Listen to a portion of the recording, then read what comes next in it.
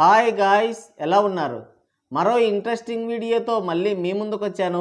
ఈ వీడియో చివరి వరకు చూసి నచ్చితే ఒక లైక్ వేసుకోండి. ఓకే, ఇక వీడియో స్టార్ట్ చేద్దాం. దొంగ గడ్డి మేసే గొడ్డైనా కట్టుకొయ్య వద్దకు రాక తప్పదు అంటున్నారు మన టేడ్ పండితులు. 2026 అనేది ఒక ప్రత్యేకమైన సంవత్సరం. ఎందుకంటే ఇద్దరు అహంకారులను, దేశ ద్రోహులను గద్దె దించిన ఘనమైన సంవత్సరం. పర్వం మీద ఉన్నప్పుడు పంది కూడా అందంగానే ఉంటుంది. అధికారం ఉన్నప్పుడు కూడా అన్నీ అలాగే ఉంటాయి. నాగిపోయినప్పుడే అర్థమయ్యేది. హిందువుల్ని బెదరగొట్టి భయపెడితే శాశ్వతంగా అధికారంలో ఉండొచ్చు అని పగటి కలలు కన్నారు. కానీ విధి ఆడిన వింత నాటకంలో వీధిన పడ్డారు. వారే డిఎంకే నేత టాలిన్, టీఎంసీ నేత ముమైత్ అలర్జీ. పాపం ఇద్దరి పరిస్థితి ఒకటే, మేయబోయి మెడకు తగిలించుకున్నట్లయింది. సీట్ల కోసం, ఓట్ల కోసం హిందువుల్నే టార్గెట్ చేశారు.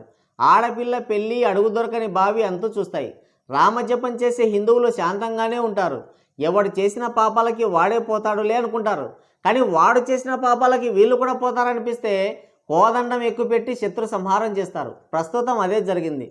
ముందుగా డిఎంకే మూతలైన టాలిన్, లిటిల్ భాష ఉదయ్ టాలిన్ల గురించి మాట్లాడుకుందాం.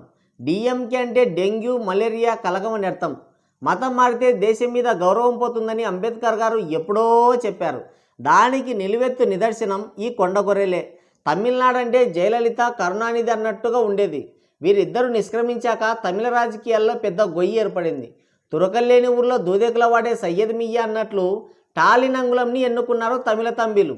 టాలినంగులం సీఎం అయితే యతిమతం మొగుడికి ఎత్తుబార పెళ్ళామన్నట్టు లిటిల్ గొర్రె ఉదయం టాలిన్ని డిప్యూటీ సీఎం చేశాడు. ఈజీగా అన్నీ వచ్చేసరికి తిన్నదరగలేదు ఇద్దరికి. ఒక నాయకుడికి ప్రజలకు ఏదో చేయాలన్న తపన, ఏదో సాధించాలన్న ఆశయం ఉండాలి. కానీ వీళ్ళిద్దరికీ ఇంకో తపన మొదలైంది. అదే సనాతన ధర్మాన్ని విమర్శించడం. ఆడలేక పాత గజ్జలన్నట్టు తయారయ్యారు. దేశం అభివృద్ధి అని కష్టపడేవాడికి కులాలు, మతాలు ఉండవు. దేశం, న్యాయం, ధర్మం అంతే. ఏమీ పీకలేని వాడే పరాన్నజీవి. కులాలు, మతాల తీట తప్ప ఇంకేం ఉండదు. వీళ్ళిద్దరిది ఆ తీటే. చిన్న గొర్రె ఉదయం టాలిన్ అయితే తినమరిగిన కోడి దిబ్బెకి కూసిందని, సనాతన ధర్మం మలేరియా, డెంగ్యూ లాంటిదని, దాన్ని నిర్మూలించడానికి అందరూ పాటుపడాలి అన్నాడు. ఇంత నోడిద్దులేంటి భాషాబాయి నీకు? సరికి ఎక్కువైతే సంచి చిరుగుతుంది, ఓవరాక్షన్ ఎక్కువైనా అంతే చిరుగుతుంది. మలేరియా, డెంగ్యూ అని వీళ్ళే దెంగేశారు. ఈయన నోడిద్దులకి వాళ్ళ నాయనకే చిరిగింది. లిటిల్ గొర్రె త్రుటిలో తప్పించుకుంది. ఎంతోమంది ఎన్నో ఏళ్ళుగా ఎన్నోసార్లు ట్రై చేశారు, కాలగర్భంలో కలిసిపోయారు. వాళ్ళంతా పీకలేంది ఈయన ఎలా పీకుతాడు? నిరుద్యోగం, రైతు బాధలు, పెరిగిపోతున్న అప్పులు, దిగజారిపోతున్న ఆర్థిక వ్యవస్థ, అక్కడ ఏమీ పీకలేక కొండ గొర్రెల్ని సాటిస్ఫై చేయడానికి కూసిన వెర్రిక్కుతలివి.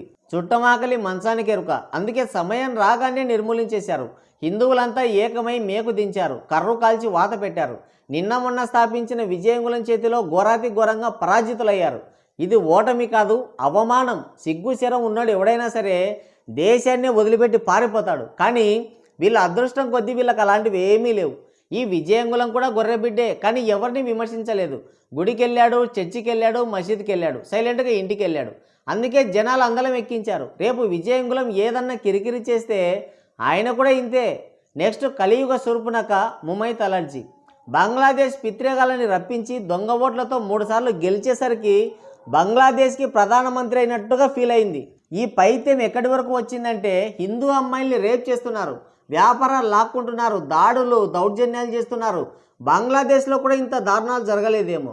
సీఎంగా ఉండి మన ముమైత్ ఆంటీ రాత్రుల్లో ఆడపిల్లలు రోడ్ల మీద తిరగొద్దు అంటది. నేను ఉన్నాను కాబట్టే మీరు ఇంకా సేఫ్గా ఉన్నారు, లేదంటే ఒక కమ్యూనిటీ మిమ్మల్ని నాశనం చేసేస్తుంది అని హిందువులకే వార్నింగ్ ఇస్తుంది. ఆ బంగ్లాదేశీ బక్రాగాళ్ళని మెప్పించడం కోసం సనాతన ధర్మం మీద కారు కూతలు కూసింది, హిందువుల మీద దాడులు చేయించింది. అదేదో వీళ్ళ అయ్యే జాగిరైనట్టు. 100 గొడ్లను తిన్న రాబందు ఒక గాలివానకు చచ్చిందన్నట్టు హిందువులందరూ ఒక్కసారిగా పోలరైజ్ అయ్యేసరికి అడ్రస్ లేకుండా పోయింది. ముఖ్యమంత్రి పదవికి 100 కాంతి సంవత్సరాల దూరంలో ఆగింది. ఇక ఎమ్మెల్యే పదవి కూడా దిక్కు లేకుండా పోయింది. ఒక్క మాటలో చెప్పాలంటే బెంగాల్ హిందువులంతా కలిసి ముమైత్ ఆంటీని గిరగిరా తిప్పి చాచి నేలకేసి కొట్టారు. మొత్తానికి రాక్షస పాలన అంతమైంది. దీన్ని బట్టి మనకేమర్థమైందంటే సనాతన ధర్మం అనేది ఆది అంతం లేనిది. దాన్ని నిర్మూలించాలనుకుంటే వాళ్ళ నెత్తి మీద వాళ్ళే మన్ను పోసుకున్నట్టు అవుతుంది. ఫైనల్గా చెప్పేది ఏంటంటే టాలినంగులం, చిన్నగొర్రె ఉదయంగులం, ముమైత్ ఆంటీకి ఈ ఎన్నికల్లో చిరిగి చాటంతై సాపంతైంది. నిర్మూలిస్తామన్నోళ్ళే నిర్వీరమైపోయారు. ఎంత ఎగిరినా కాలమే అన్నింటికి సమాధానం చెప్తుంది. ఏమంటారు? కింద కామెంట్ చేయండి. సో గాయ్స్, ఇది వీడియో. మరోసారి మరో ఇంట్రెస్టింగ్ వీడియోతో మళ్ళీ కలుద్దాం. Thank you. Take care. Bye bye.